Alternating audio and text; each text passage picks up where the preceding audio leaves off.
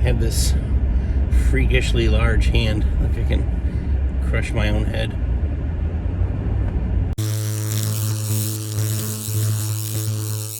So we're packing up, gonna head south again. You know, these packing trips are kind of becoming a thing, I guess, but they're kind of silly, but I guess it's sort of my way of letting everybody know, hey, we're getting ready to take off here, and we'll be back in a week or so. Had to bring the trailer in from the yard.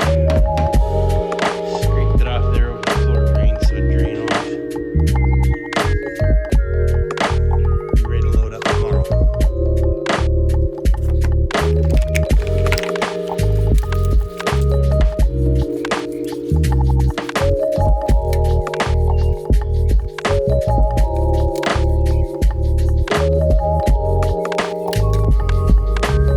Alright, well, let's see, it's about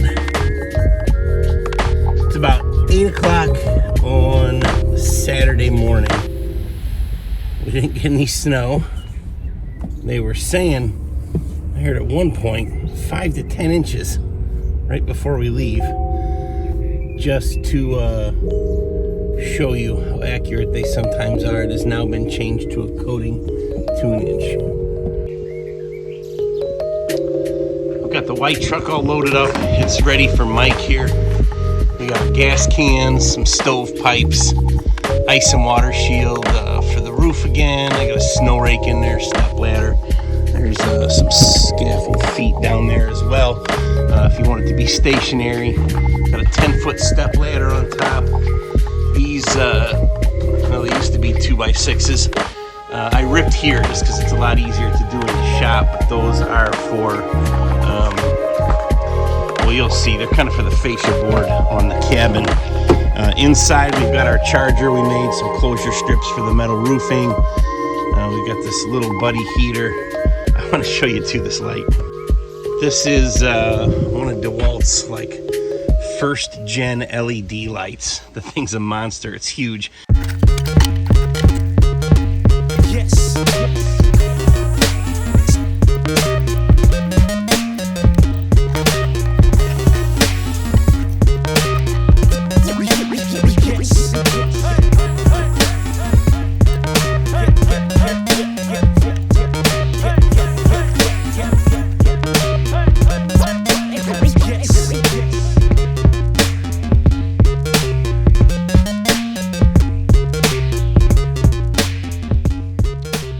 Loaded up with the gray trailer.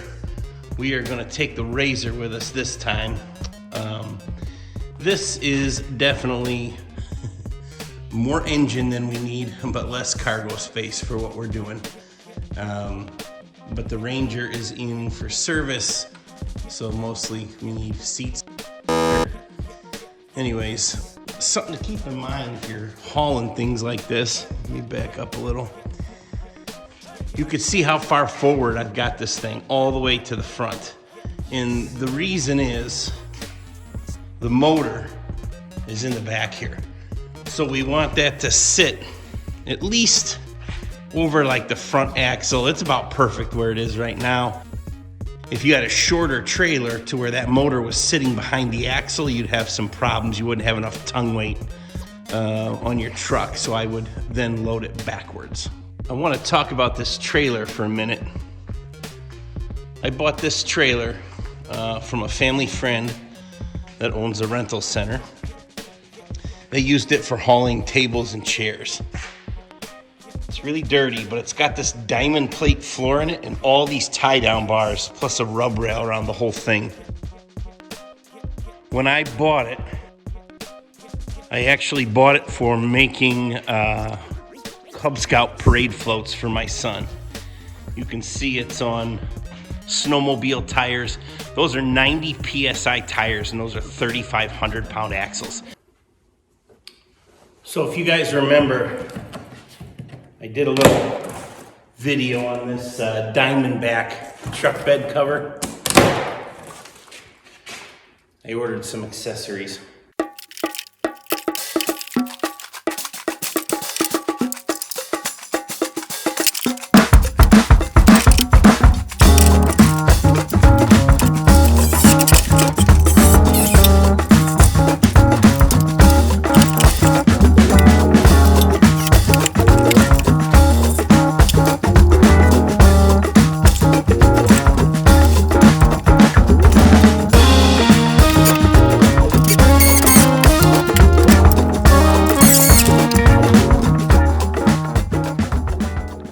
you can see, that's how this bolts on.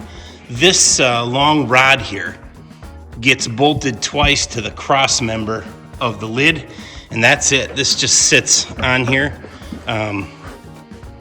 We'll see. I suppose just like with the cross box, you could put a few self-tappers, you know, here into your rail if you wanted. That would hold it real secure, but I don't think it's gonna need it. That thing's probably not gonna go anywhere, and I just as soon not drill any more holes in the top.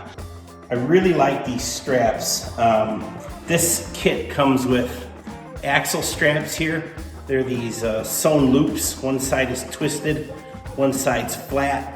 I'll show you in a minute what I want to use them for. The real nice thing about these, aside from just being, they seem heavy duty. Of course, you don't really know that when you're buying them on Amazon. Sometimes you just get junk, but kind of lucked out on these. I will leave a link in the description below, or I'll forget and I won't. They're not very expensive. But what I really wanted is to get a closed loop like this. The bars on this trailer, I've got these, you know, tie down bars here that I want to hook these onto. And the problem I was having is these side-by-sides, ATVs, everything like that, have such soft suspension that if you're flying down the highway or anywhere and you hit a bump, whatever, even just the you know, tires are real balloony, you don't have a lot of air in them, they compress and these hooks come off and then they fall loose and then your load's not secured. So at least this way, if they are secured to these bars in a way that they can't come off, as well as to the side-by-side in a way that they can't come off, then there's no chance of losing your strap. It may come slack when you hit a bump, but it'll tighten up again when the suspension rebounds.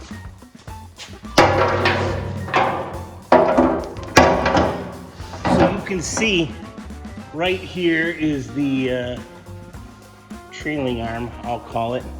I want to wrap the strap around there. And then I will clip that to it there. So that cannot come off of there no matter what happens. So you can see I've got the side-by-side up against the toolbox. You don't want to rely on that altogether, but it is a bit of security. You know that it works that way. I'm going to take the strap here.